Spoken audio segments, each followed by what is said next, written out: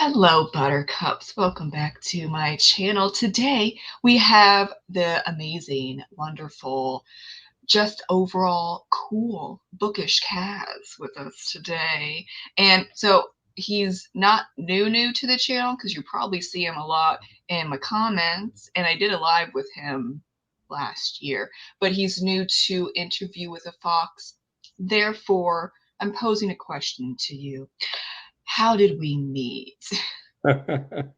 Yeah, well, as I remember, I found out about your channel through probably either Bad as Red 2 or Adam W. Rodriguez, but I think it was Adam.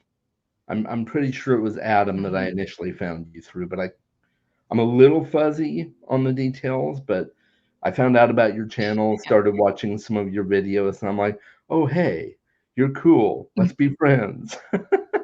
Yes, that's how booktube works. Or the algorithm gets something right, but I think it's usually through other people because Yeah. the algorithm, Yeah. kind of sort of Algorithm's a little works. fuzzy on that. Yeah. So, uh, I think, well, I haven't watched your whole back matter, which that would be a feat. So I will say out loud, I have not read all, like, or watch all of your videos, but I'm pretty sure you mainly read fantasy of the genre, like the subgenres of fantasy, but also a little bit of horror. And that's how I'm assuming if we did, 95% sure it was Adam, but the other 5% I think is Bad as Rad. And I think, yeah, she does mainly horror. So Right. am I right in the fantasy and horror You genres that you are. read? Yeah. Yeah, fantasy mostly, a little bit of horror, and horror Mm-hmm. technically fits into that fantasy genre, um, Mm-hmm. a little bit for the most part. And I also read thrillers and mysteries and Oh, uh, yeah. a little bit of nonfiction, but you'll never catch me reading a romance or a western. Yeah, I will not read Westerns. I don't care for the movies and I don't care for the books. I think it's overdone at this point. And there are some very few romance, I guess, writers. Because I'll read Sarah J. Maas, but that's romantasy. So there is a pretty big world building there, at least. And Mhm. then Julia Quinn. But I I read all 8 Bridgerton books because of the show, not because I'm Okay, like, yeah. ooh, I'm into romance. Yeah. I like the show and the books. So am I gonna expand into like it's she goes into the kids of the 8 siblings or something like that. I don't there's too many. I'm more interested in like the lots of mystery books within a series. Like Mhm. Franny Fisher has 23 books and counting. I'd rather spend my time doing that or like a fantasy series, which I think, yeah, mm, I've kind of paused on the fantasy, well, historical fantasy, but yeah, I don't know. I think maybe I overread too much fantasy that was not vibing with me, so I had to take a break, and I went into horror and mysteries. Still reading the historical fantasy though. Mm, Okay. yeah. So like a lot of your books you talk about, I'm like I haven't, I haven't, I haven't read or I haven't heard of. I've kind of fallen off the info on epic or just actually just fantasy releases in general. But have you ever had that happen to you where you read a genre a lot and then you're like, maybe it's too much, and then you just pa- pause or maybe don't even read it for a while? Yeah, I have had that happen on occasion. Every once in a while I'll realize, I've been reading a lot of fantasy. I'm going to pick up a sci-fi book or I'm going to pick up a mystery, and that's kind of why I really push myself to read a variety of genres, so that I don't get stuck in a rut. Um, Mm. that's why I'm trying to read an Agatha Christie every other month with a friend of mine. Uh, I'm trying to plug in some science fiction, occasionally a historical fiction if one comes across my plate that I feel like I would enjoy, but I'm not big on historical fiction. Historical fantasy I do like. Mm-hmm. Like A Yeah. Song of Ice and Fire technically falls into that historical fantasy Mm-hmm. uh, genre, but yeah, yeah, but I do try to get a variety though, because otherwise I could see myself just getting hugely burnt out on just reading the same thing over and over. Yeah, I recently just finished Cards on the Table, and I don't. Why did I choose that one? Because I don't know how to play bridge. Don't ask me why. Because I was like, what's going on? But I don't know. Like it worked. I wait. What did I rate it? Did I not rate it? I don't remember what I rated it, so that was like a blur. I was just like, ooh, I just really want to know who did it because for that particular book, it's for them that like for sure because they're messed up people. I'm like, ooh, okay, that's a little different from the other ones, but yeah, I learned about the Agatha Christie ending that my husband knows, but I think I've only read like 3 or 4 of her books, and how many books are there? A lot. Um, and so I thought it was one person, and I was like, oh my god, I did it! I finally did it! I'm getting so good at figuring out who did it in these, or just overall in mystery books. And he was like, you have 10 pages left. I'm like, Right? really? But in 10 pages? And then he was right. And I was like, what is this? What is going on here, Agatha? Ma'am, are you serious? And then he told me, because I was annoyed. He's like, yeah, that's the Agatha Christie ending, where like you don't have, or maybe you have like a hint or two, but a lot of people don't pick up on it. And then like the last 10 pages or 15 or 20, it's switched on you, and then Perot tells you all this information that you didn't know, so you couldn't really possibly guess who it was. And I'm like, are you... because I started reading mystery, let's say like 3 or 4 years ago. It started with the Phryne Fisher TV show, and then I learned it was a book series. I'm like, oh my god, yes! And then, like in the beginning, 0% chance I could figure out who was at the end, and now I'm at like 55%, which I don't know if Okay. that's good after 3 or 4 years. But you know what? We're working on it.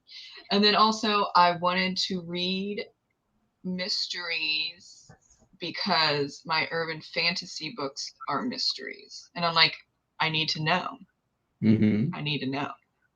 And I forget what indie writer said this. I keep saying this, but I'm so sorry that I don't know, and I don't want people to think that I came up with this. But after a certain amount of books that you read, like it's 100+ books within a genre, you unconsciously figure out what needs to be in there, Oh, give or that's take, interesting. yeah. And you know what? That was correct with the urban fantasy mystery books because I didn't get to 100, but I got pretty close. Um, and then I found an article about, or it's a masterclass article that tells you all the beats that you have to hit, and other than it, like it's not a mystery if you don't get these 5 beats. And I Yeah. sent it to one of my friends, Thomas, and I said, can you objectively see if I did these? And he's like, give me a moment. He was thinking about it, and he's like, yeah, you got all of them. I'm like, oh my god, yes. That was the unconscious me reading so many mysteries, and probably also watching the mysteries too, because you both have to, no matter film or books, you got to do it. Or else Yeah, it's not a right. mystery. People are going to be upset. And so I unconsciously did it. And I'm like, I'm so proud of my brain. Yay! Well, that's awesome. Yes. And that's kind of the, well, I don't know if there's specific beats for like fantasy or historical fiction, but when you get to subgenres, there are probably, but I know that like there are specific things that you have to do in order to make it fantasy or sci-fi and all that stuff. So if you read enough of that, then you just naturally get it, right? Yeah. Yeah. Yeah, I would say that's true for the most part. Most fantasies, whether consciously or unconsciously, follow the hero's journey. Hmm. Um, a lot of newer fantasy is kind of moving away from that, but it's hard not to have some of that kind of element in your fantasy book. It's just yeah, you just kind of unconsciously do it. So you've got the hero, he comes from nothing, he goes on this quest and goes through all these turmoils and comes out a stronger person, and the whole hero's journey is just kind of that's pretty much fantasy. Um Yeah. so yeah, I'd say that there's probably specific beats that you would expect to be hit in a fantasy book, even if they try to get away from the hero's journey. Um, Hmm. Yeah. I Then also tropes that need to be in there, Yes, yep, which tropes don't mean cliches, by the way, people. I exactly. did a whole, yeah, I did a whole video on that sometime last year because I was even thinking about like, oh, I can't say tropes because that's a dirty word. But then when I was reading Jennifer Hilt's Trope Thesaurus, I'm just like, 95% of these are just real life and you're just putting a label on them. Like even the chosen one, you can internally think that you're the chosen one, not with like magical powers, but you're the chosen one to take care of your family, or you're the chosen one, like you need to get to this particular promotion because you're the only one that can do it, or people think that you're the only one that can do it. So it doesn't have to be magical or anything like that. But I think there are some people that were like, "Ugh, the secret baby is not real." I'm like, have you what? What? I know at least three secret babies. Like the secret baby is like someone did a little affair, and oopsie, Yeah, we gotta send the baby over here. Like what? Yeah, you just have to think about it a little deeply. I don't know, maybe not even deeply. For some of them, they're pretty obvious, but yeah, then again, some people have not experienced all that much. So I know a few secret baby examples, but they're like, no, that's not a thing. What do you mean it's not a thing? I don't know. But yeah, like cliches, that's when it's overused too much and it's not like original anymore. What do yeah, you think about that? yeah. I definitely think about that and try to avoid making something cliche or try to do something that uh something in a similar way. So like let's take for instance a trope that some people might think is cliches. So let's take the chosen one, but maybe I'm going to do something unique and completely different with the chosen one trope, but still have it in there, and Hmm. people won't be expecting it. They're like, oh, the chosen one trope. Oh wait, this isn't the chosen one trope, but it is. So Yeah. finding ways to keep it from being cliche, I think, is uh, it's a challenge as an author, but I think it's important, um, so that people don't just automatically dismiss your book. Yeah. Um, Are you writing again, or have you always been? Because I know you published at least one book, but then yep. I think it was like on pause. But then, are we getting some some new stuff. We Oh yeah. recovering the book. Oh yeah. Yeah, definitely. Yeah. So my first book is right up there behind my head, Talendor's Guest. Mm-hmm. And my new book, The Nomad's Crucible, will be coming out this year. So I'm Oh. gonna I have a um, I have a video that I'm gonna be releasing next Friday that will be giving all the details of the book, and I'll show the book cover again. There was a cover reveal on an Erudite Adventures channel yesterday for my new Oh. book, but Mm-hmm. I'll do one on my channel next Friday. So, and that will be all the deets on the new book. I've been working on this book off and on for oh since 2018, I guess I want to say Mm. maybe something like that, or 2017. Is It's it just epic taken me a long fantasy? time. Yeah, is it epic fantasy or something? I missed It that it's sci announcement. fantasy actually. Oh, sci-fi. Mm-hmm. It leans heavier on fantasy than it does sci-fi, but there's Mm-hmm. definitely some sci-fi post-apocalyptic elements in there. Mm. There's Yeah. definitely technology and things like that. So, uh, Yeah. What's that? I think mm, for Spiffbo, which is held up with Mark Lawrence, I uh-huh. think that like the sci trend is happening, and also or not urban, fantasy mysteries or like cozy mysteries, Yeah, cozy fantasy mysteries. There's a lot like new kind of sub genres that are becoming popular. Not, I don't know, necessarily traditional publishing, but in the indie world, those are becoming popular.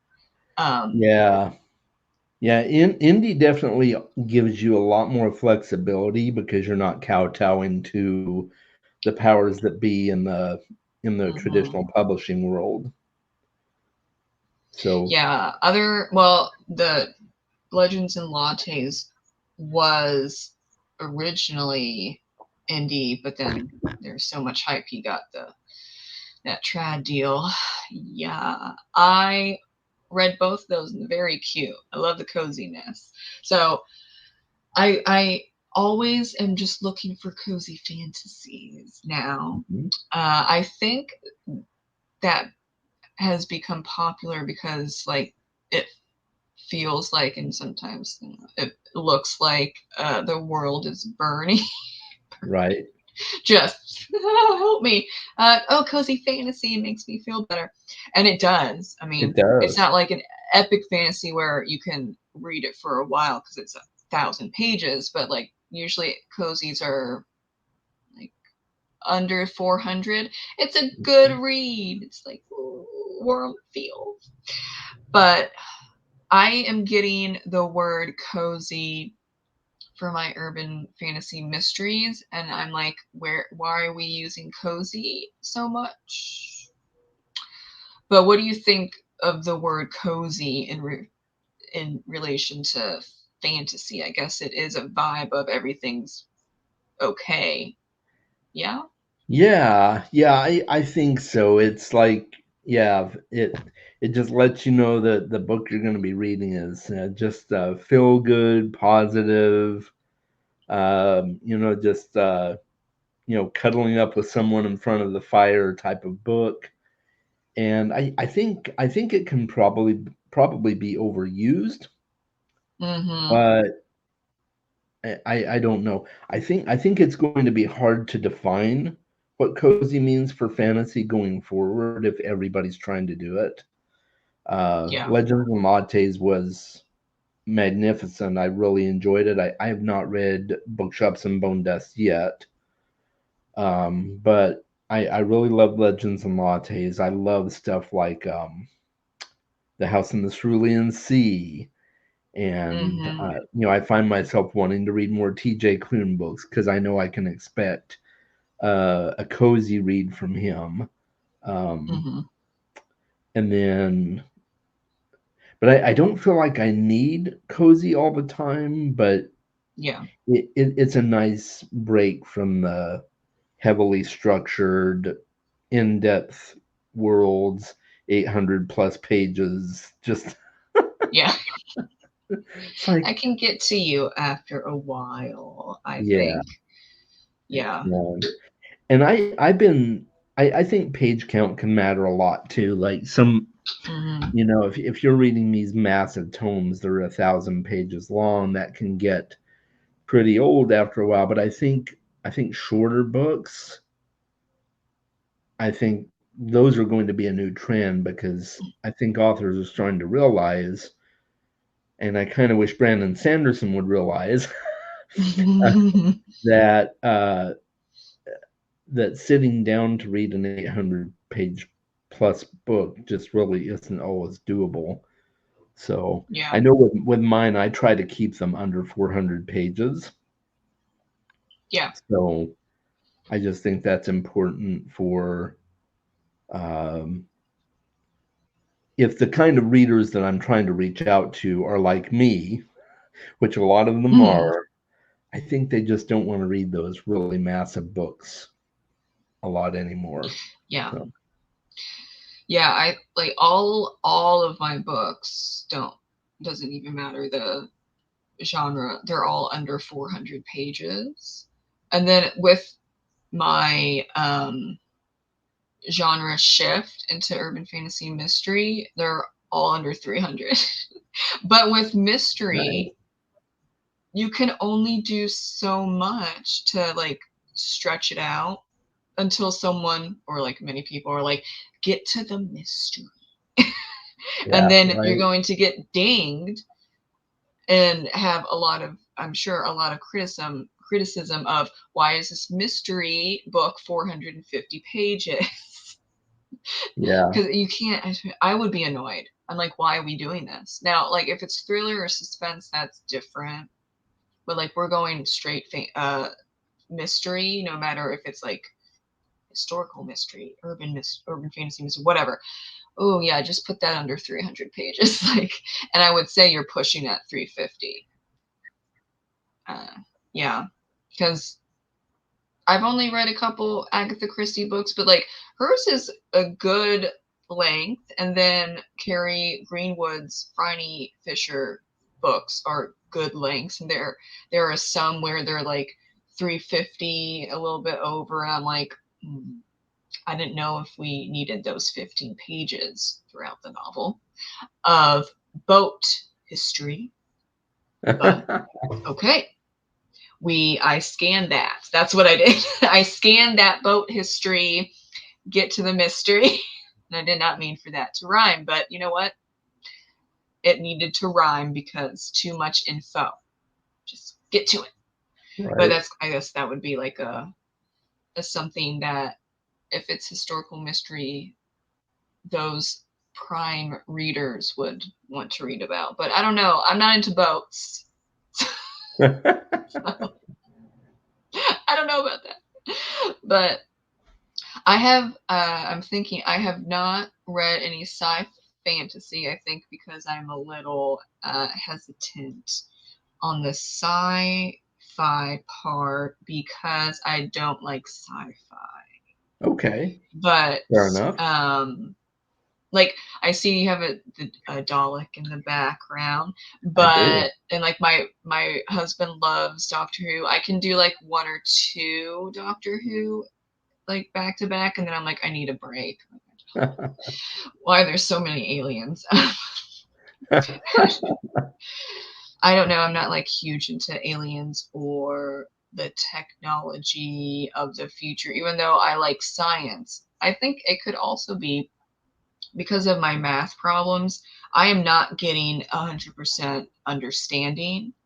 So then I don't understand the book, the movie, TV show, what not have you, whatever. And so I don't know if I can fully enjoy something if you're explaining science and how it works. Well, I don't get it because you just threw some math at me, and I can do third grade math below, and that's it. Yeah. So I think that might be why I'm not huge into sci-fi. Um, and there are just some things that, yeah, I don't know. Yeah. What do you think sci-fi um, overuses, and what do you really like about sci-fi enough to like mix it into a fantasy, or if sci fantasy works because there's not too much science and so it's kind of evens out. Yeah, I think that's probably the thing for me is having just enough. I think for me, it's more the technology and Mm, not having like a whole bunch of scientific concepts that and like descriptions of all the math that goes into it and things like that. I just have that I'll have a random character pop up that has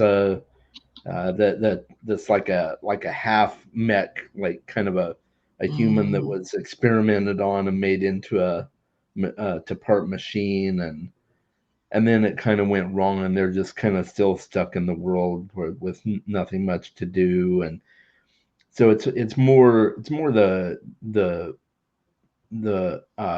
use of technology, whether for mm, good or for bad. um mm, and so yeah, but if it's too sciency, then how is it fantasy? I'm kind of yeah. along those lines. But I Mm, I do like blending a little bit of the technology in, like with like the Final Fantasy oh. games. There's technology in those games, but it's minimal. It's more focused on the magic and the swords and different things like that. But you still have some technology in there. So Hmm. yeah, That's the one with Disney characters, right? what's that? Is that the one with the Disney characters too? Final Fantasy. No, that is Kingdom Hearts. Oh. Yeah. I obviously didn't play either. Yeah, no problem.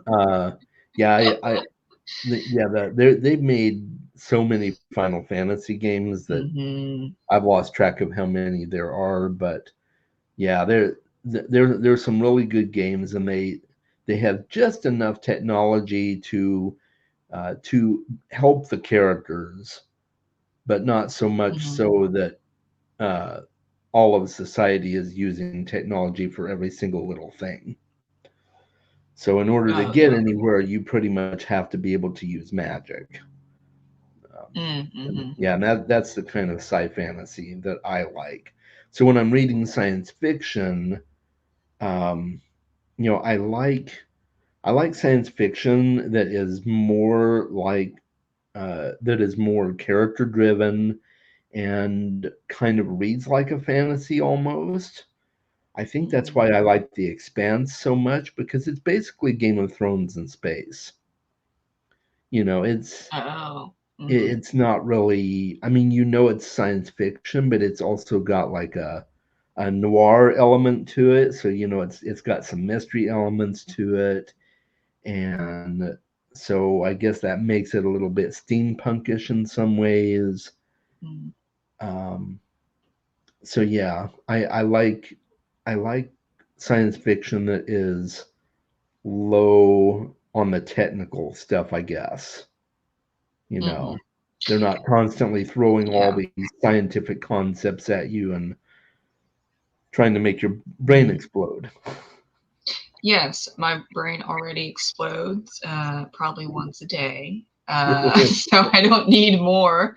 Um, would space opera be a subgenre of science fiction? Yeah, Or yeah, yeah, definitely. Yeah, yeah. space I mean, is opera is that just like definitely drama on a spaceship? Is that? that Oh. that's really what it is. So yeah, you think like The Expanse would probably qualify as a space opera. Battlestar Mm, Galactica is more or less a space opera as well. oh. Um, Mm. and What Star yeah, Trek? uh, yes, I that would probably qualify as Oh. a space opera.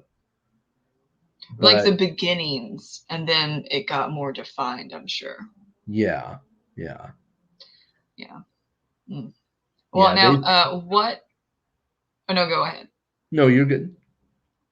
Oh, I was gonna say, what do you think is Star Wars?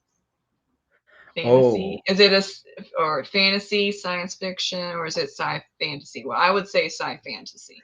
yeah. I would definitely say sci fantasy, but I would say it leans more into the fantasy than the sci-fi, but it's Mhm. definitely both. Yeah, yeah, Yeah, and because I'm like spaceships.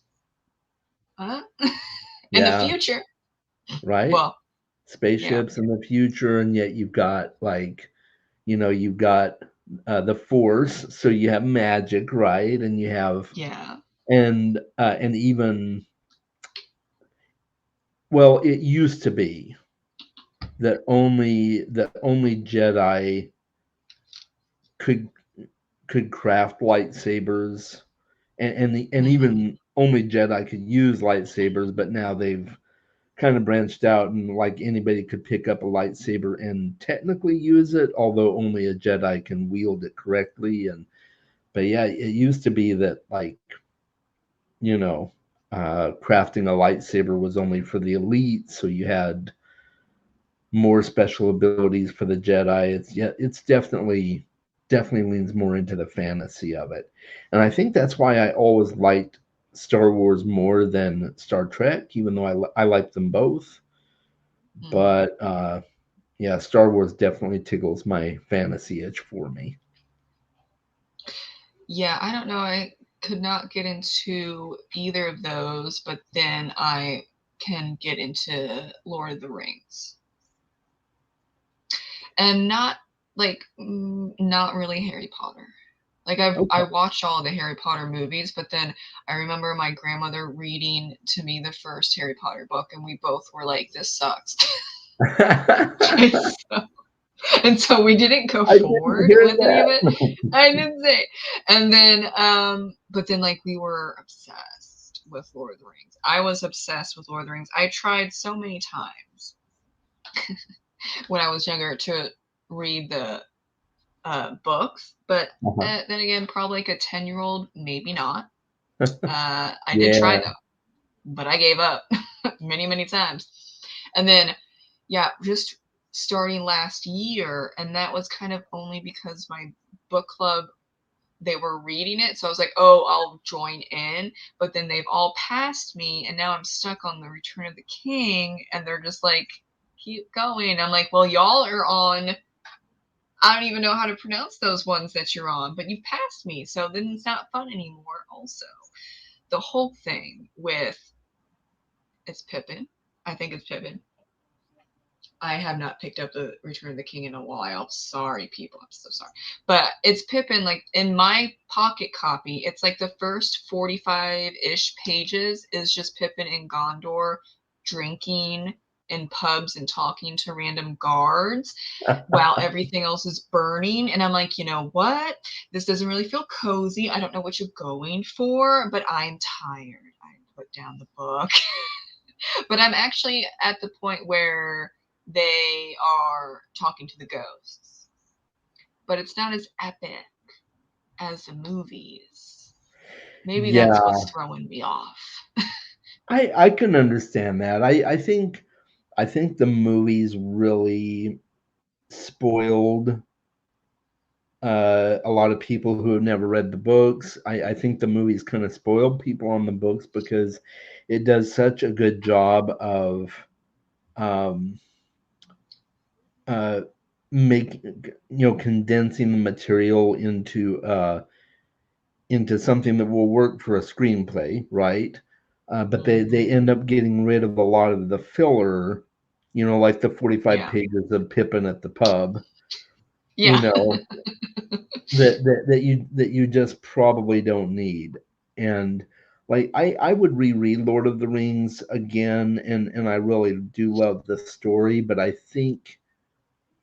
don't know that it's aged well enough for a modern generation to enjoy it as much as people used to.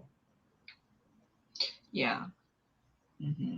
I think because that might also be the Narnia books, but those were for kids, so there's not too much filler. But I yeah, remember having a teacher read it out loud. I'm like, dude, I'm bored. And it yeah, kind of shouldn't be like that because it's for kids. And it was like fourth or fifth grade. Maybe it was two. I don't know. Like the supposed age range for when he wanted to market that. But then again, I don't know if they were marketing at as we do now. There's marketing problems for age ranges right now. Anyway, so I don't know if anyone's really yeah. perfected that. But I was like, this is a little boring and interesting concept, but I don't know, the older stuff it was missing me as a kid, and so I did not pick up older stuff. And so there's a lot of things that I miss, like children's classics. I tried to read some of them, and I'm like, oh my gosh, this is not good. Like Stuart Little. Ugh, that Yeah. was rough. Stuart Little was I don't rough. remember if I've ever read the books. I saw the movies for sure, like all three of the movies, but Mm, I don't remember if I read the books. I might have read one of the books to my kids when they were younger. I just don't remember. The only one from that I read to my kids that really stuck out for me was the Frog and Toad books. Um, mm-hmm. yeah, and those were a lot of fun. But yeah, and I did read Narnia to my kids.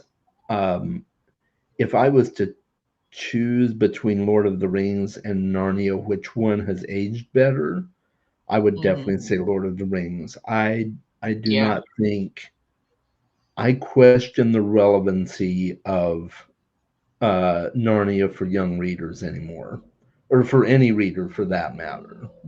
That's Mm-hmm. just me personally, though. I don't feel like it's aged well. Yeah, I can't remember. Maybe it was because there's just there well, Tolkien said he doesn't use analogies. Okay, fine. Maybe it's unconscious because I can see some, sir. I can see some.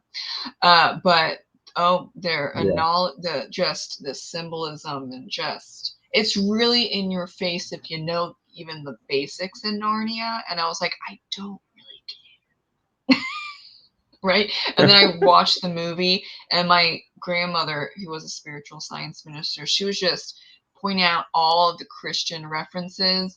And I'm like, okay, that's a lot. Uh, but then I can see the relevancy if you're Christian. And I did actually have this one roommate in college try and convert me by giving me an H.G. Wells book. It was huge on Christian writing. And I by sell H.G. that on Wells. Amazon. Oh, which one? Was it no. Wait. Who was the one that wrote Narnia? Oh, C.S. Lewis. CSO. I'm sorry, Okay. H.G. Wells. I'm so sorry. No, Under no, the that's okay. grave, he's like, what are you doing? C.S. Lewis. It's because H.G. Wells, C.S. Lewis. Okay. I get it. It was Totally. it was no, she gave me the C.S. Lewis Christian writings tome, and she's like, "Oh, I remember you said you watched the Narnia movies." I'm like, "Yeah, and you forgot to say or remember that I did not like them." Right. but yeah, I sold that book, and it was like on Amazon where you can do like the third party because I'm like, I'm living with her in college. It wasn't that long, but like I deserve some compensation because that was a very awkward conversation where I was like, thanks, but no thanks, but she still gave it to me. Oh my. Yeah. So that also a little bit tainted of the Narnia everything. that Not that's that, that's definitely a thing. Yeah. Yeah. Yeah. C.S. Lewis was very intentional about mm-mm, his allegory with Narnia, whereas you see some Christian elements in the Lord of the Rings, right? There are some like black and white, good versus evil, and the triumph of of good over evil, and things like that. But he's not like blatantly trying to make it Christian. He just Hmm. he he grew up in the Catholic Church and everything like that, and it was just kind of part of who he was and his worldview. But with C.S. Lewis, it was definitely more intentional. He's like, I'm writing this as an allegory. Yeah, yeah. That's So probably why I was like not interested. And I think uh, my friend Thomas and some other people, not just Thomas, have said that you would have to do a lot of edits on the Lord of the Rings if it went out to agents today. It would probably still be picked up, but they were like, yeah, you need to clean this up, yeah, clean right, it up. But then again, there's a lot, and I think what was getting to me for some epic fantasy lately, as in like the last 10 years, it's a lot, a lot of information where it becomes info dumps and then a lot of filler because it's like, oh, the expectation for epic fantasy is 95,000 words minimum. So what am I can't do. I don't know. Okay, just put in like a lot of banter, which what I'm thinking or what I do and really do believe as a writer is if it needs to be there, it needs to be in there. But just because you want something in there does not mean that it moves the story forward. Now, there are of course, writers and even readers that will say, well, I don't subscribe to that. So give me 15 pages of banter between the main character and the love interest and just do it like all the time. I can't. right. Like, we need to move on. Okay. Is this adding anything to the story? No. I mean, maybe one banter scene, but we're doing it like every other chapter. I don't know, people. I don't know. But I have, I was seeing that when I was on Twitter. That was like 2017 to 2020 before I deleted it. And I have seen over and over again oh, I just want this to be in there. I don't need it, but I want it to be in there. And they Right. would just tweet this out. And then quite a few of them have been agented, or they are like, most of them I've noticed are with agents and they have like their uh, first or second books out and they're chunky monkeys. And the reception is like, it's pretty good, but I'm seeing like in the Goodreads or even in Amazon reviews, this didn't need to be so big. That's a thing that I think a lot of people now are talking about. Why does this book need to be so big? It didn't, but it's here at 800 pages, and why? Yeah. And I'm interested to see where that goes because, like you said, trends, it seems to be more and more people are asking for shorter books. Yeah. Yeah, that's for sure. Even when and I think a lot of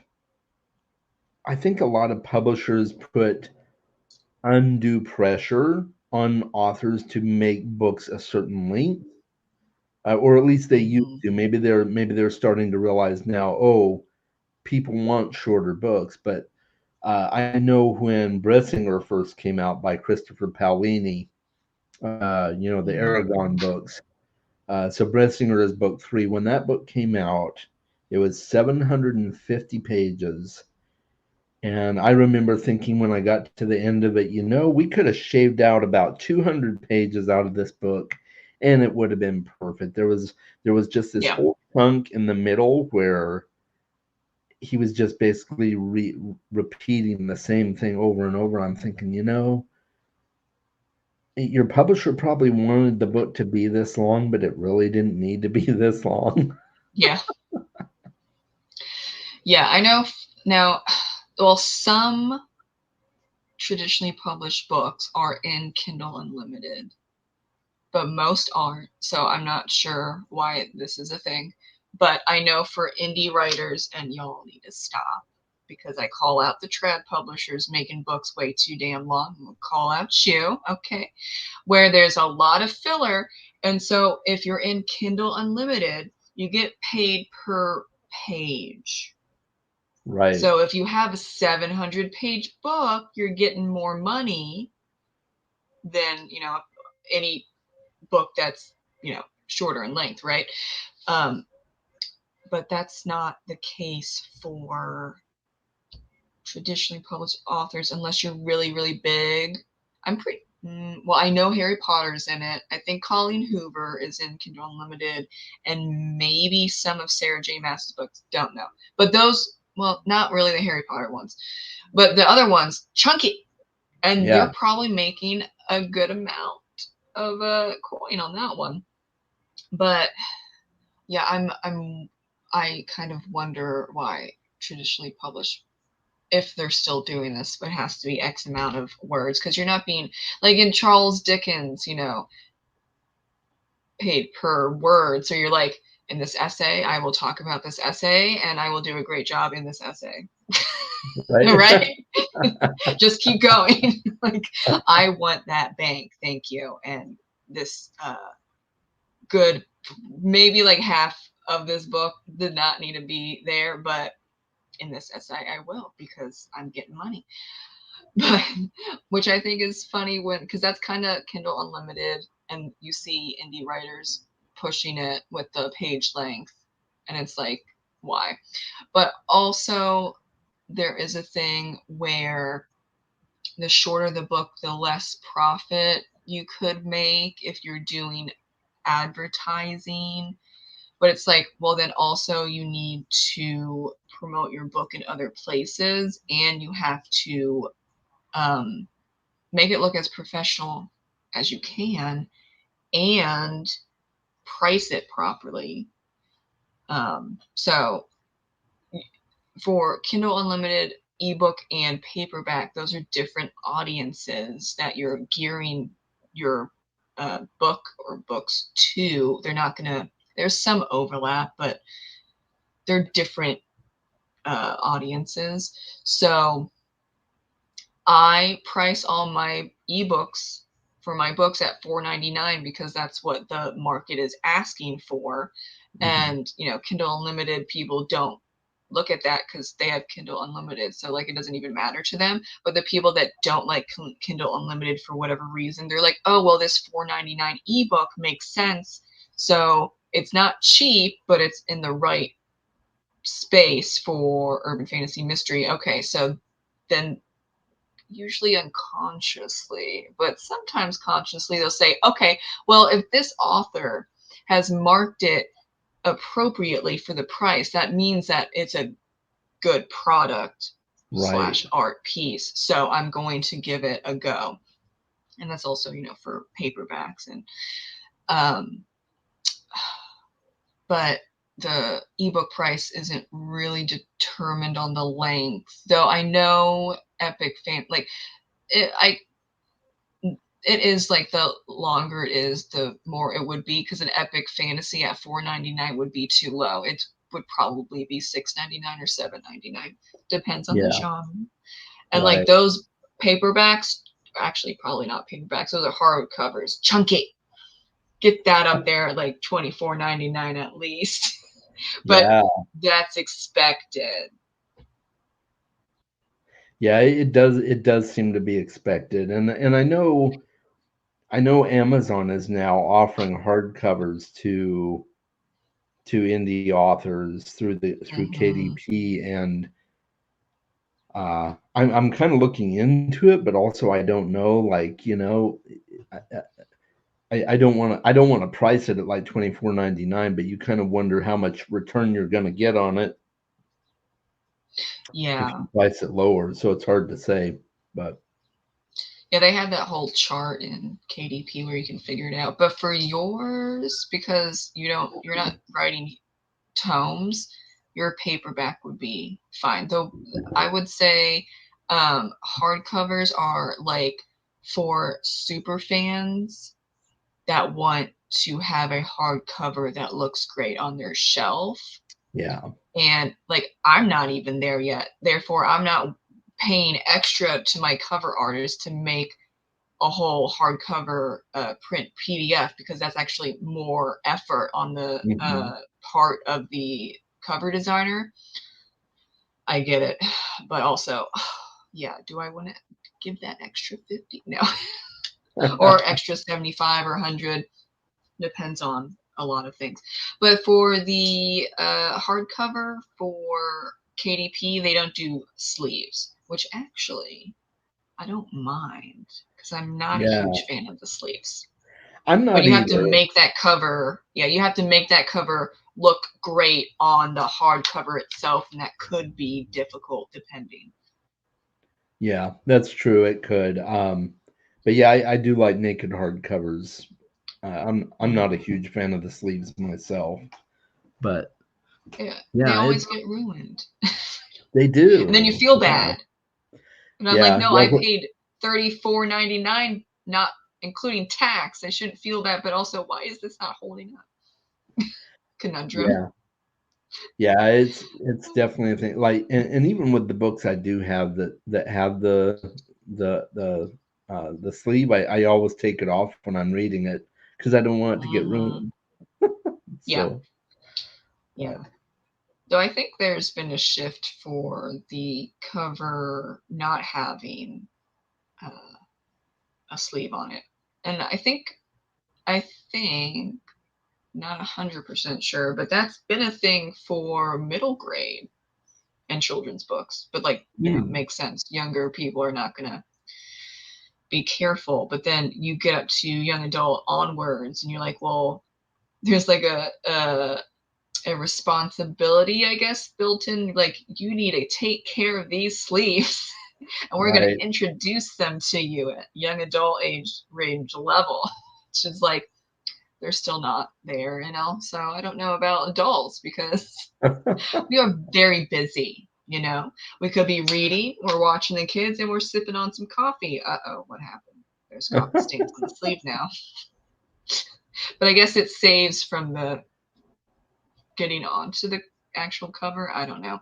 I don't completely understand the sleeves other than protection, but Yeah, I'm not the person that's like, I have to keep these books immaculate. I would say they are loved if you see, cracks and stuff in them. And then yeah, if it's like really bad, you can get another copy. But that might be a hot take, because I've seen yeah. people like, oh my God, you broke the spine. I'm like, I didn't mean to. It's a paperback copy that should be a hardcover, but it was $13.99 versus $27.99. So yeah, I got it. Yeah, exactly. Yeah, price is a big factor, and it's it's easy to break the spines on them. You know, it's yeah. I think probably they went with the dust jackets for so long because they are easier to make look good as in terms of design. Like Mm, it's a whole different thing um to just put the artwork on a naked hardcover, I guess. So, yeah. um, Hmm. it's easier to make the dust jacket stand out, but I don't know. Like Yeah. especially I got to the point where I'm just buying everything from Sanderson on ebook now because Hmm. his Stormlight books come out, and the hardcovers are like this big, and they're like, Mm. they're gonna give you arthritis just to read the book, and so Oh yeah. yeah, I'm good. Yeah, that's kind of like the Outlander book series by Diana Gabaldon. Like, does it need to be almost 1,000 pages? This is historical fiction with romance and time travel, so it's like kind of sci-fi. I'm like, oh my god. But that worked out, and her books keep getting bigger and bigger because she has such a huge fan base that that can work out. I think it's also, yeah, I think The more popular you are, and it doesn't really even necessarily matter the genre, you can get bigger and bigger because the super fans will read that. And yeah, Brandon Sanderson has super fans. I didn't know if Yep. he started out that thick. Did he? I'm not sure. Yeah, he definitely has a huge fan base. One thing I'm really impressed with is Terry Brooks. His Mm, books, he writes epic fantasy, but he'll he'll write a whole story in mm-hmm, 3 books. So you might by the time you're at the end of one of his trilogies, you may have read 1,000 pages, but each mm-hmm, book of the trilogy is only like 390, 400 pages, so mm-hmm, it's easy to knock out, and he still does that to this day. So um, I think mm, that's probably the better way to do it, but I guess every publisher is different too. Maybe, and yeah. he doesn't seem as wordy as Brandon Sanderson is either. Like it's Mm-hmm, funny, we were talking about you know uh, people starting to prefer the shorter books. mm, Even as a writer, I prefer shorter books because I just get to a certain point. I'm like, okay, that's all I've got to say about that. So I'm going to move on. yeah. That But was me I too. Yeah. don't think I could write 1,000 page book to save my life. Just Yeah. No. Mm-mm. Could not. I could not. Yeah, I'm an underwriter. Um, and so I have to usually go back with the second draft and add stuff in. Though I don't know. I think that like when I was a teenager writing, I was an overwriter and it was a pain in my backside. I was like, why did I do this? And then you have to, well, at least I had to look through everything and I'm like, okay, what do I take out? Like, what's important? Like, what did I mean here? I don't even know anymore. We need an ice cream break because my head's about to explode. I don't know what I did. But then as I got better reading and writing, I'm like, yeah, I can figure out what I don't need. What propels the story is more important than just, thinking honestly that yeah, the reader can't keep up, so I need to info dump. No, I need to treat the reader like they are indeed smart. Like, yeah, so I don't need to info dump or like hash things out when I already have done that in book one. Maybe like a sentence or two, which I have done in Midnight Murders, and that's just like kind of throwing back a sentence of, oh yeah, I forget even what I said, but it was like a little bit of a joke about fairies, which related to the second book in the series. So it's not even info dumping. I'm just hinting at what happened in the second book. okay, So I think those are more fun than here's a whole 5 pages of what happened. I can't do that. Now I've heard, and this is where I get a little hesitant that there are a few like big fantasy writers that do that, but they're not epic fantasy. So like they're 400 pages, but they still seem to info dump within the first chapter. And I'm like, why don't you just tell a story? I don't know what it is with fantasy, but I've read a lot of fantasy, so I think that's also a little bit of a negative where I've paused. Have you yeah, noticed that? It's even like it's in not even just like old books, but even newer ish books. yeah. I've definitely noticed that too. That yeah, even shorter fantasy books will have info dumps. And I don't know if that was the author's choice to do it that way so that they would Mm, be able to have enough words in the book to yeah. get it into a certain category. I don't know, but Yeah. Yeah, I've read a few where I'm like, yeah, that was a bit too much filler, but it's okay. Mm, It's yeah. I made it through and Yeah, I guess that's also like the Dresden Files. That first book, I was like, that's a little rough. yeah. I had to stop at the third book. Um, Okay. yeah, but then the Iron Druid Chronicles did not have that problem. Oh, interesting. Okay. I've never Yeah, read those. I've heard they're good, but I've never read them. yeah, I prefer their Iron Druid Chronicles over Dresden. They're not the same because like the main character in the that's a druid is not a wizard, but he's a druid. Yeah. you know so he has the typical thing of urban fantasy where you're magically touched and you go about either solving a mystery on a quest or you're slaying bad magical beings. We do love all three of them.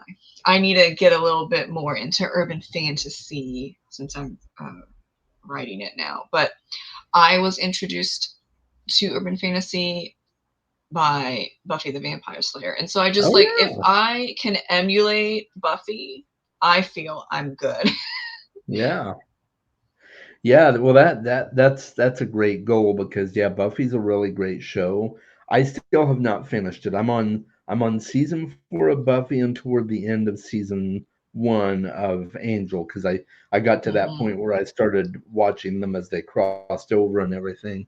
Um and I really like it. And so that's a good one to emulate for sure. And with Dresden, if you got to the point where you struggled a little bit with it, I don't know if you tried the audiobooks at all, but James Marsters does the audiobooks, uh, Spike from Oh Buffy. yeah. Yeah, so Mm-hmm. Love him. yeah, No, he's great.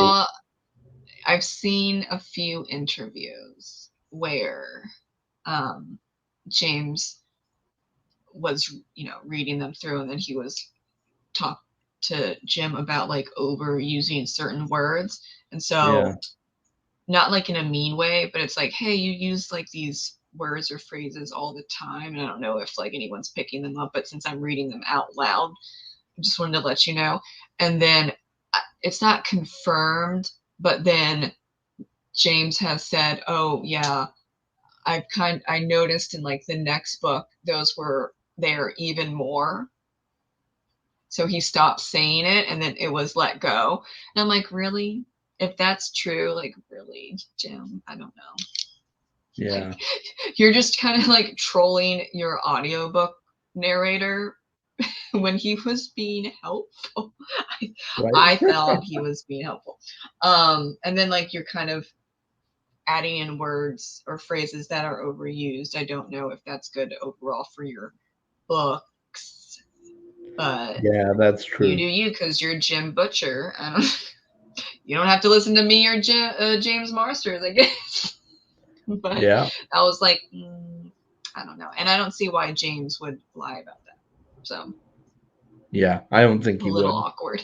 Yeah, Yeah, he's too nice. he James is. is great. Yeah, I yeah. am Team Marsters Marsters. is a cool dude. Yeah, I'm pretty impressed with him. And I've seen him in other things that I've enjoyed too. He was in the oh, what was that Marvel Studios show that he was in recently with the kids and the Oh, yeah. But anyway, yeah. he's been in some really good stuff, and I like him as an actor. And he does a really great job narrating the Dresden books. Hmm. I can't. Nobody else can be Dresden for me now because. Yeah. So I hope he never stops narrating them. But Yes. yeah, not everybody likes Dresden, and that's totally fine. So Hmm. Yeah, I was thinking, oh, maybe it's me, but then my editor for my book, I think she gave like 3 stars to the first book and said the same thing I did. I'm like, okay, well, at least I'm not the only one. And and it's good that my editor is on the same vibe because she's reading my stuff. right, We're vibing. We're vibing. Her that's and good. Yeah, that's me. that's Yeah. necessary with an editor. Yeah.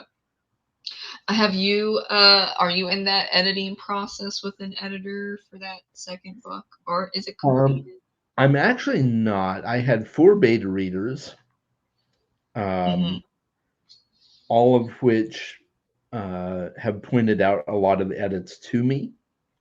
Mhm. And I finished out all those edits this last week, and so I now transferred the book via EPUB to my Kindle so that I can like actually just read it like any normal person would.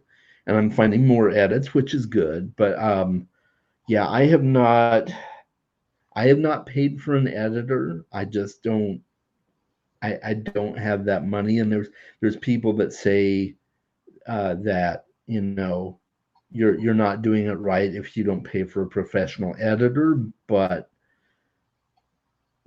that's fine to say, but if you don't have the money for an editor, and editors are usually like, you know, $800 to $1,200 for an editor, Oh and no. Ooh at no. least the ones that I looked into. So, Yeah, I can now, like if you're doing like developmental edits, line edits, those are usually not as expensive, but if you're talking about proofreading, then it can get expensive, and it makes sense because they're looking like line for line, well, it's word for word for any typos and stuff. Um, but yeah, for developmental and line edits, what I paid for with Sarah, who's my editor, for about 50,000 words was like 350. Isn't bad. I don't use beta readers or alpha readers though, because I never really had anyone that actually pointed stuff out. They were proofreading. I was like, that's not it. Like, that's a different edit. But though I also started out on Wattpad 2017 to 2020, and then I left that platform too. Like at the same time as Twitter, because like it was a hot mess for both of them.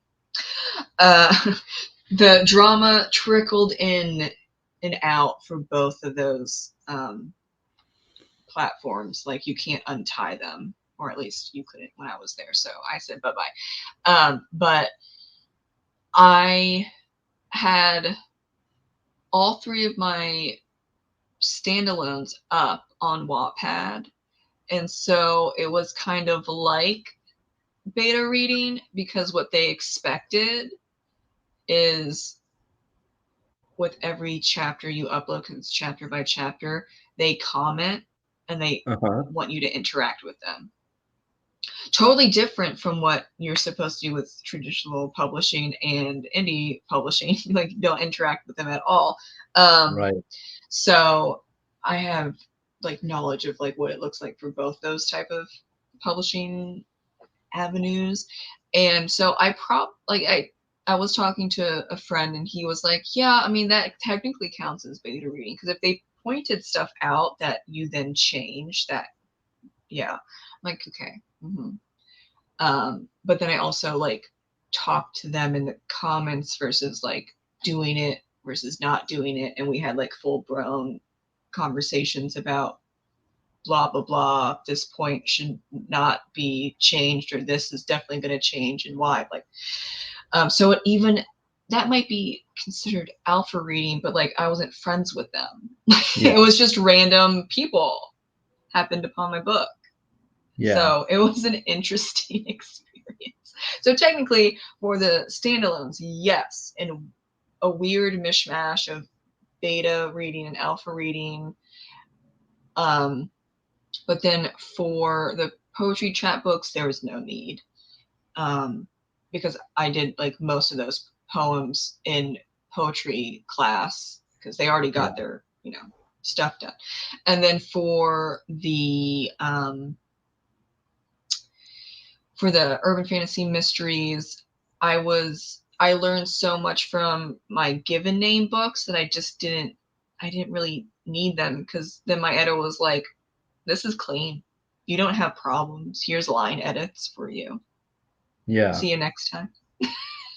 That's I've cool. learned to write clean, I would say, but I take longer to write.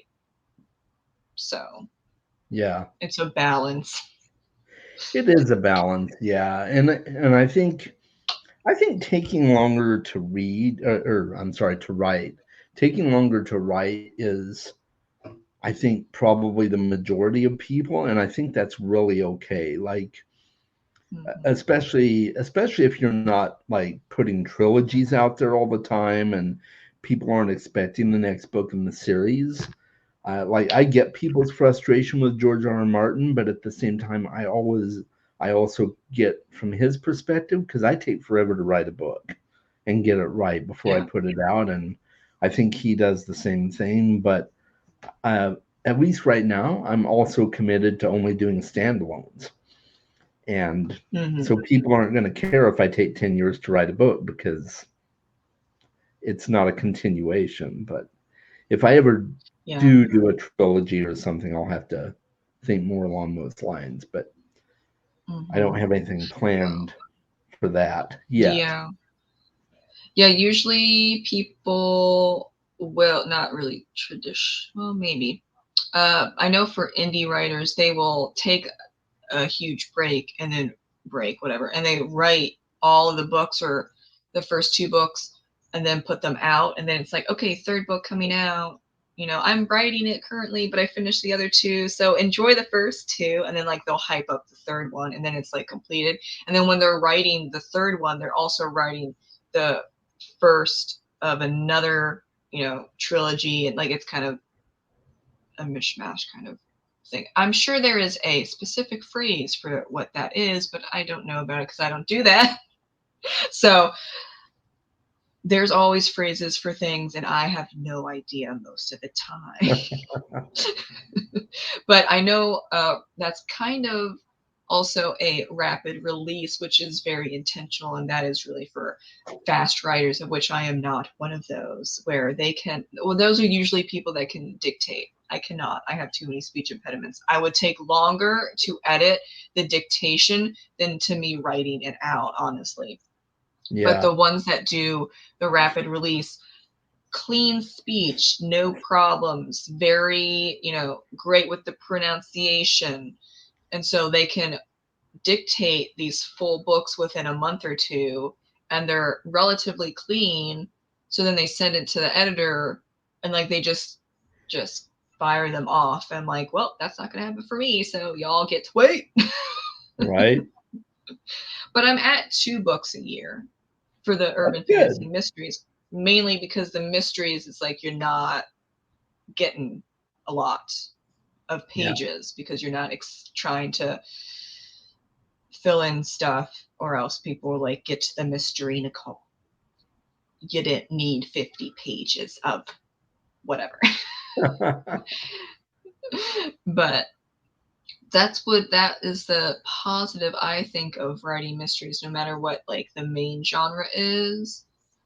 Um, and I have noticed that mystery writers do put out more than, like, yes, of course, epic fantasy. Though, I mean, I've seen some epic fantasy writers that are great at dictating, so it's not as long. Yeah. But no, for the most part, it takes a while, understandably, for epic fantasy books to come out.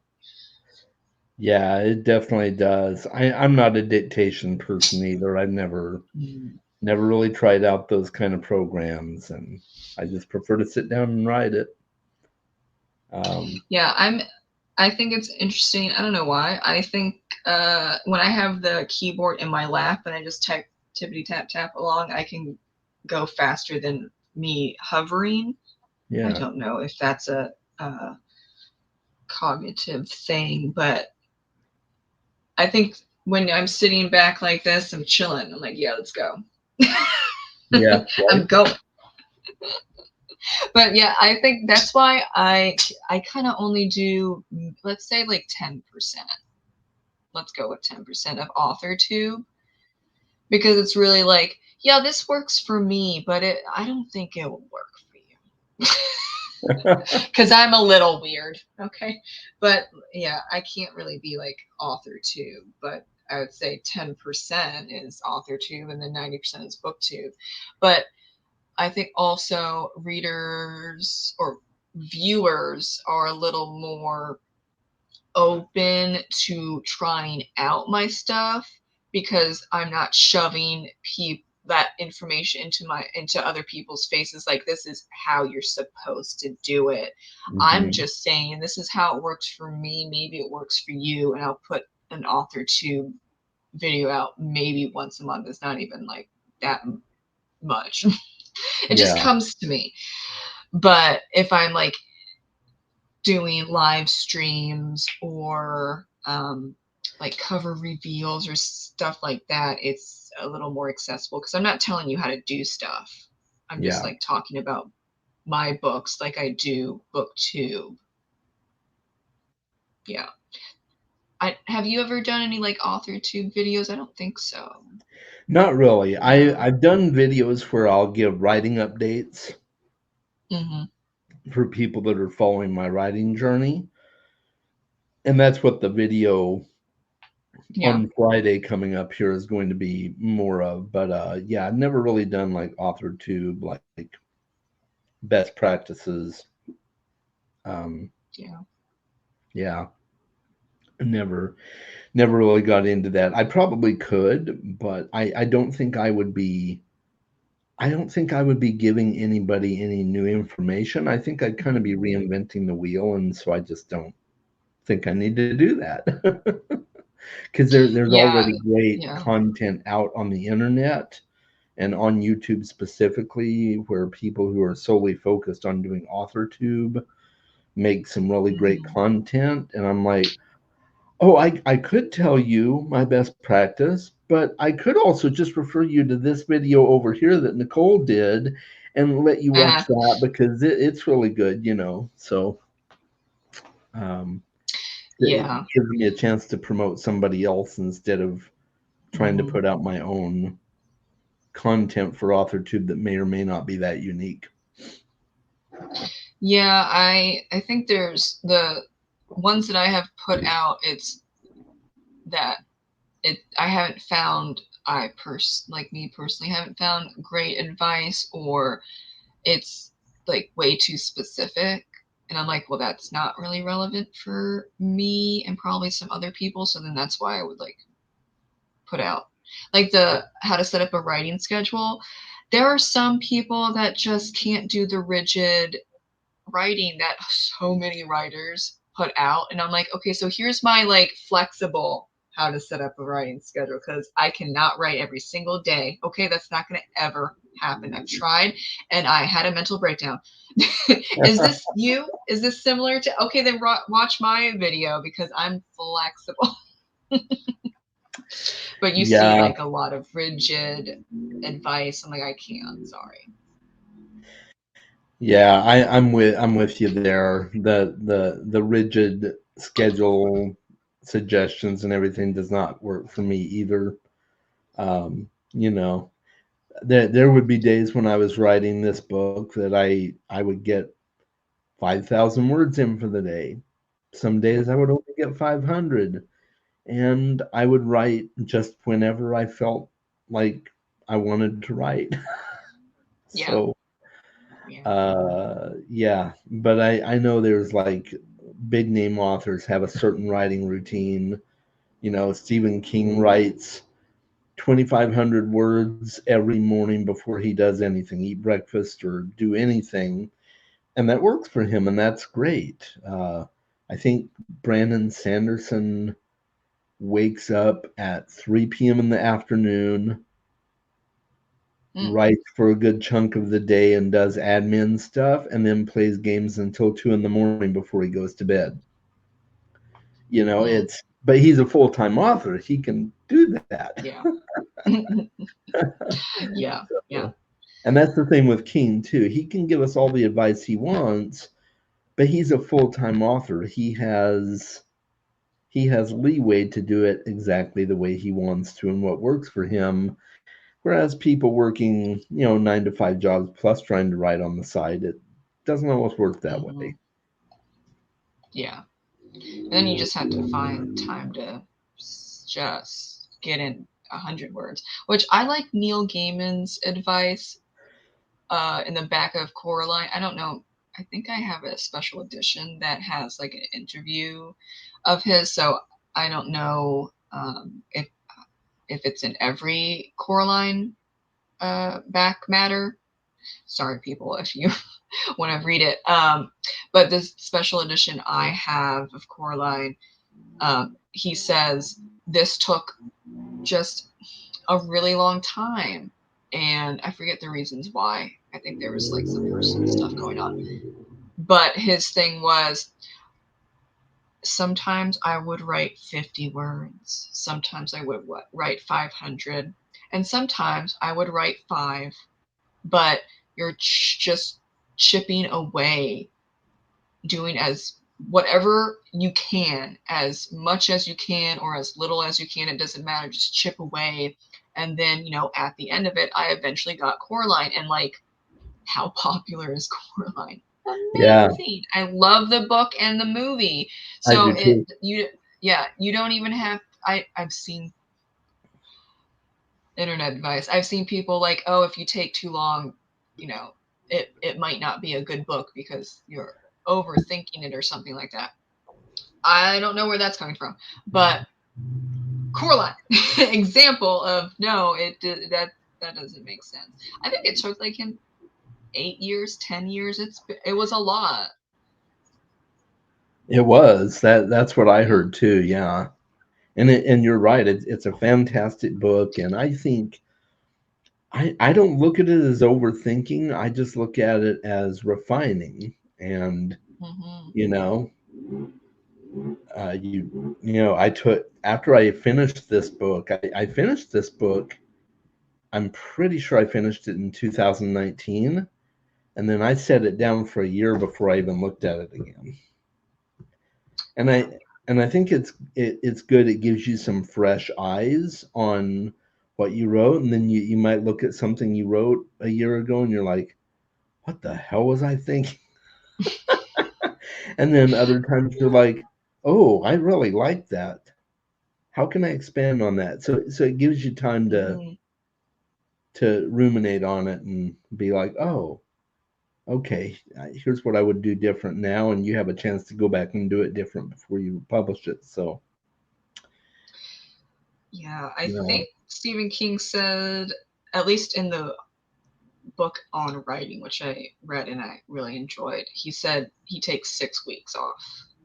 I don't know if mhm. it's changed, but I take about, like, depending on the book, 3 to 6 weeks off before I start going back into it. Um, I think the 3 weeks only happened once, and that was with Obsidian Murders finishing the full or like the full draft 3 weeks and then jumping back into it because I was just really excited. Uh-huh. And then like right after I finished the final draft, I immediately went into Murderous Fairies, and I think that was 4 weeks in between the first finishing the first draft and then getting into the edits. But yeah, I think the other books took a while. I just had to like marinate. But those are heavier. This my standalones are heavier. Mhm. And they're different styles of writing. Um,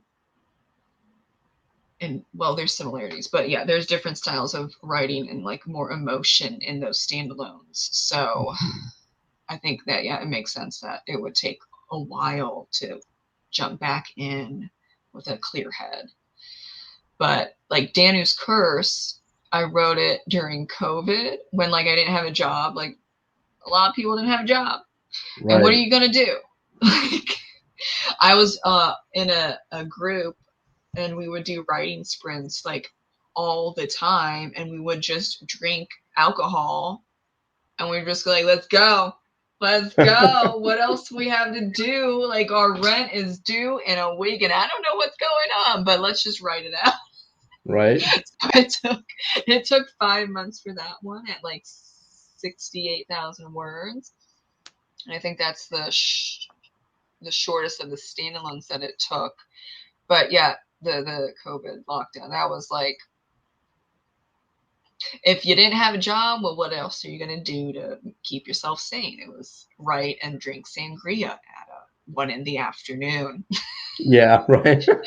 Weird circumstances doesn't mean that I do that anymore. I do not. But like that was a pretty fast turnaround for a standalone. That's really heavy. But the how long did Obsidian Murders take? I think it was like less than a year, but I had to figure myself out. So I'm like, wow, this is urban fantasy mystery. I don't know what I'm doing. So I had to pause a few times. Yeah. Um, and then I did some research because I was still new to both of those genres, and the market research was looking at the read sample for the top 100 and seeing what the point of view was. And I had it in third person, but like 98% of those books were in first person. And I was like, oh, because I was thinking, oh, I have to write in third person because my standalones are in third person. It wouldn't match.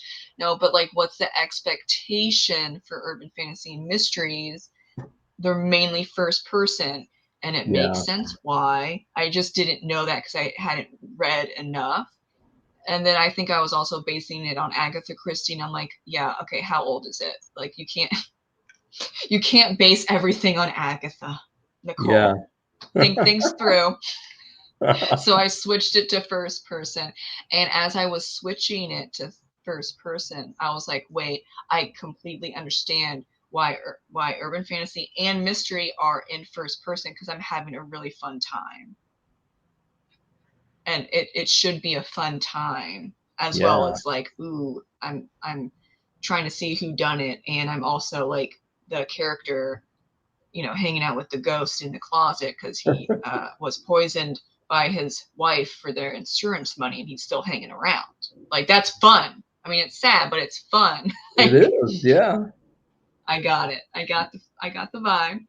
And now it's actually a little bit more fun writing the urban fantasy mysteries versus like the heaviness of the standalones.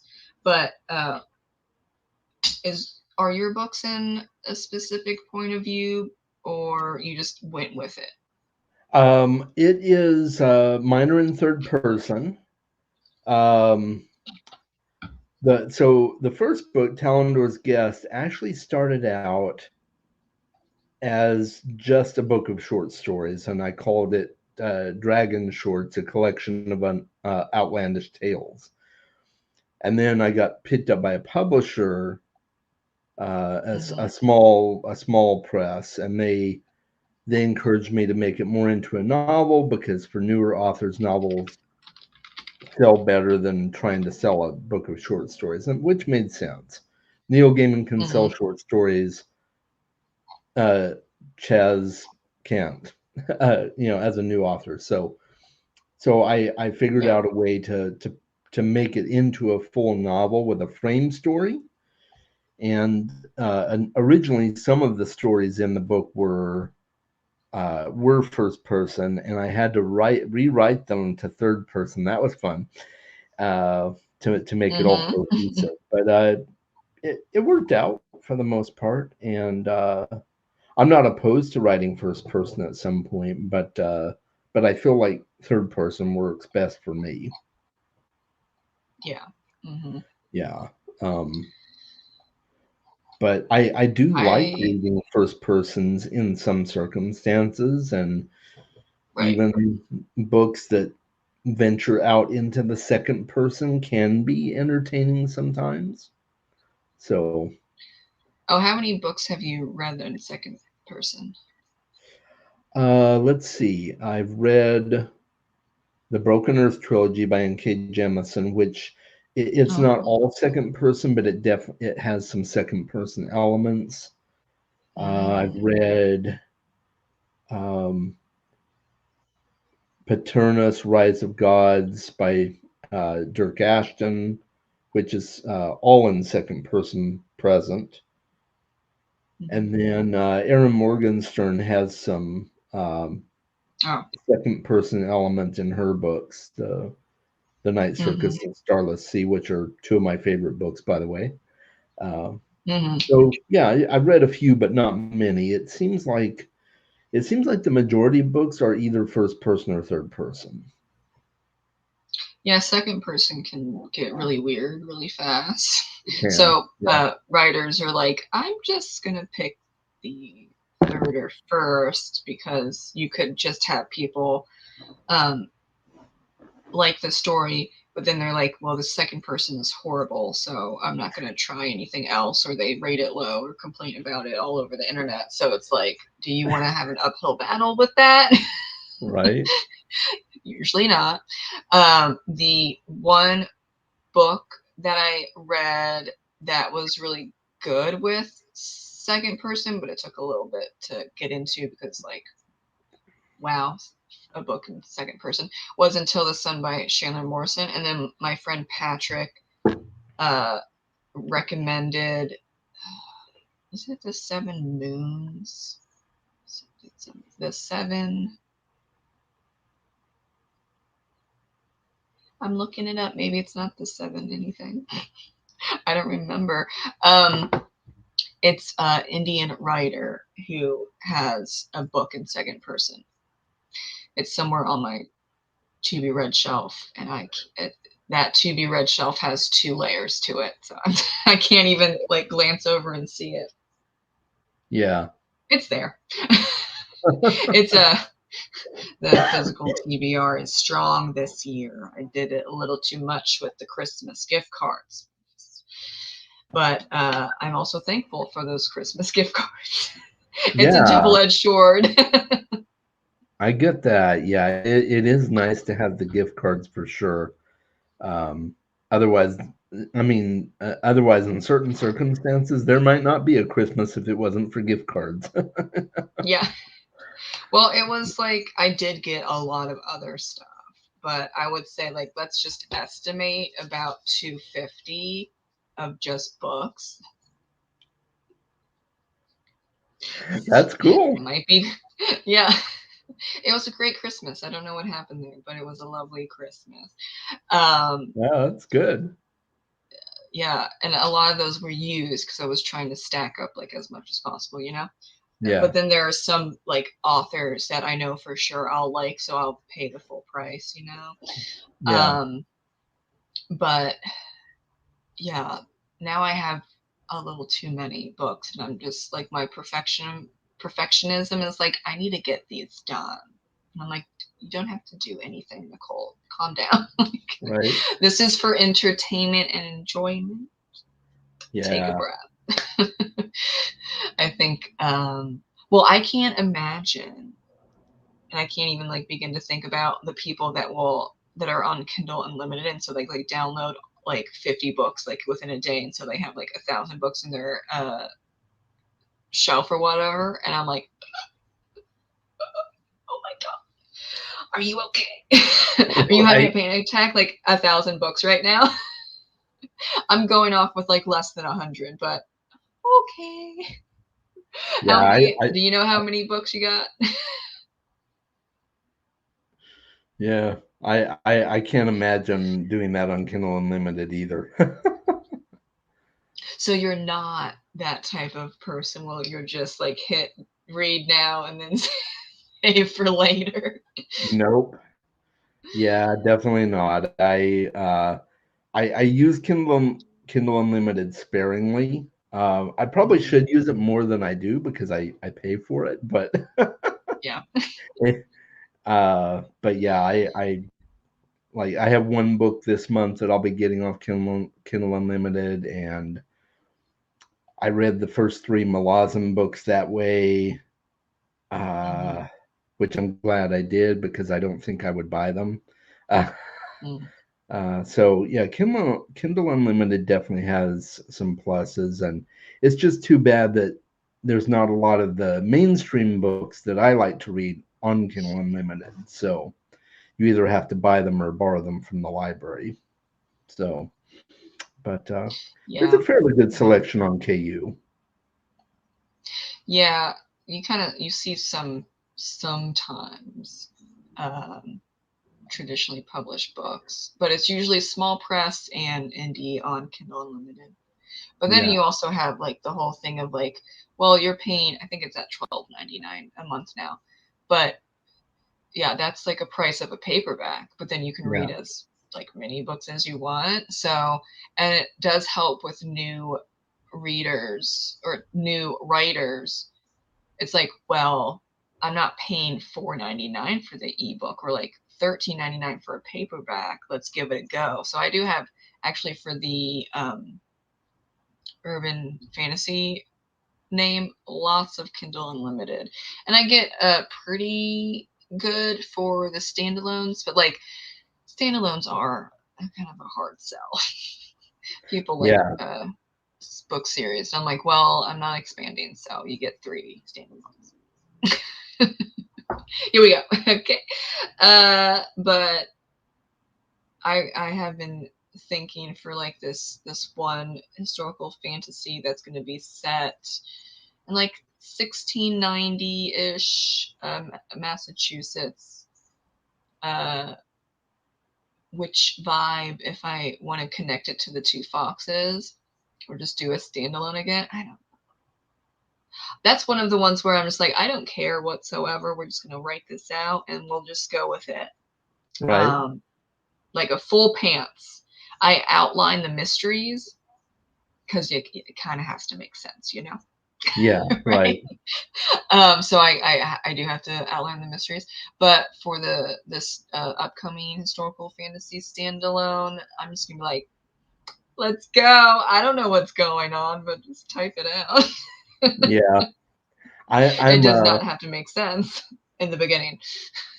yeah, exactly. I'm a full on pantser. I cannot do the I mean I still have structure, but it's just Hmm. it's it's just I'm very fluid and like to go with the flow with my writing, and because I'm just trying to satisfy the voices in my head that want me to tell their Hmm. story, and so I'm just gonna sit there and let them tell the story, right? Yeah, I feel that. Yeah, sometimes you got to rein them in because I'm like, I don't know where this came from, but Yeah. we'll pause, get yourself together, and then we'll go on. Just take a Hmm. breath. At least that doesn't happen as much. That was happening a lot when I was a teenager, but angst, so that makes sense. That's a I think that's a great ending to this interview. The Yeah. voices in our head. We just write them out, okay? It's not like a weird thing. At least we don't think it's a weird thing. Okay. Yeah, not at all. So thank you so much for joining me. Where can people find you? I will link stuff, but I want to, Okay, just to cool. expand. Yeah, so I can be found on YouTube, of course, Bookish Chaz. I can be found on Facebook. I have a page on Facebook for my YouTube channel, as well as I kind of talk about my writing a little bit there too. Um, and I'm not on Twitter or anything. I am on Threads, but I'm not really active on there. I'm also on Blue Sky. Um, so I don't have a website, although I do have a link tree, so I can Hmm. get you the link tree if you want to just put that in there, and people can find my link tree, and all Oh the yeah. things will be there. But yeah, yeah, primarily you'll find me on my YouTube channel. So And well, yeah, and Amazon, but we'll get that and in on the tree Amazon. for Yeah, everyone. Yeah. yep, yep, yep. You can find my books on Amazon, and uh, I have I not only have Talendor's guest on there, but I have a couple of just ebook only, like Mhm. just kind of nonfiction random thoughts about life and things like that that are on my author page as well. Mhm. So yeah, yeah, you can find me all there, and I really appreciate it. This has been awesome. I've enjoyed it. Oh, yes. Thank you.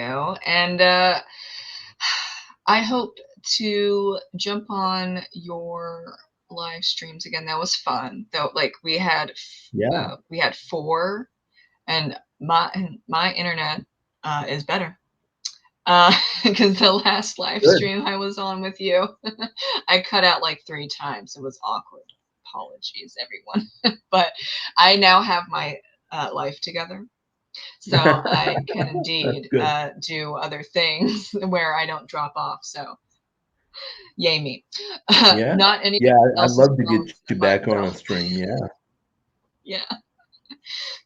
Well, thank you again. And thank you, everyone, for watching. We'll see you in the next video, of course. Ta ta for now. And have a great rest of your day. Do some self care. And Bye, like everybody. I said, we'll see you again.